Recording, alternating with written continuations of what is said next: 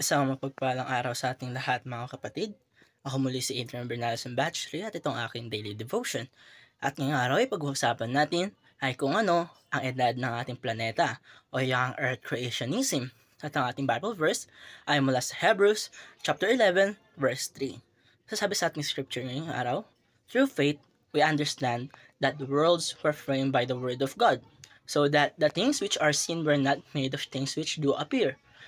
Kaya mga kapatid, ngayon pag-uusapan natin ang isang interesting at minsan ay controversial na topic kung gaano nga ba katanda ang ating mundo at bakit ito mahalaga sa ating panampalataya. Mga kapatid, maraming theories at explanation ng mundo tungkol sa age of the earth. Mayroong mga scientists na naniniwala na sobrang tanda na ng ating planeta, billions of years. Meron din namang mga believers na sinasabing young earth lamang siya, thousands of years lamang. Pero ngayon ang konsepto na gusto nating tignan ay yung tinatawag na Young Earth Creationism. Ang Young Earth Creationism ay nagtuturo na God created the heavens and the earth in relatively short time frame. Hindi sobrang haba, hindi billion of years, kundi mas maiksi. Pero ang emphasis dito is that the number itself, kundi God's power, God's wisdom, and God's intentional design. Sabihin nito, hindi aksidente ang mundo. Hindi basta-basta na lang nag-exist ang mundo. Hindi siya resulta ng randomness, kundi isang nililikhang may layunin at may author.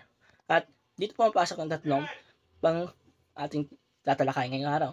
Una, Earth can be young or old. Ang unang katotohanan dito na gusto nating tandaan is this, pwedeng mang young, old ang Earth. Ang pinaka-importanting foundation ay yung ating paniniwala natin sa Panginoon, ang creator ng lahat. Kahit ano pa ang paniwalaan mo about the Earth age, ang scripture ang nagsasabi na si Lord ang nag-frame, nag-design at nagbigay ng order sa lahat ng bagay. Kaya hindi dapat nagiging dahilan para mag-away-away or magkaroon ng duda patungkol sa edad ng ating mundo. Kasi ang pinaka-core ng panampalataya natin ay si God na gumawa ng lahat. Kalawa, evidence points to the Creator. Pag tinitignan natin ating paligid, mga bundok, karagatan, mga galaxies at physics, human life, pati ating mga fingerprints, lahat yan ay may pattern, may mga order at mayroong purpose. Hindi basta chaos ang creation. Hindi ito random, yung mismo complexity ng mundo, malit man o malaki, ay parang isang malaking signboard na nagsasabi, may gumawa sa akin. Kaya whether young earth or old earth, the evidence of creation points us back to a powerful, wise, and purposeful God.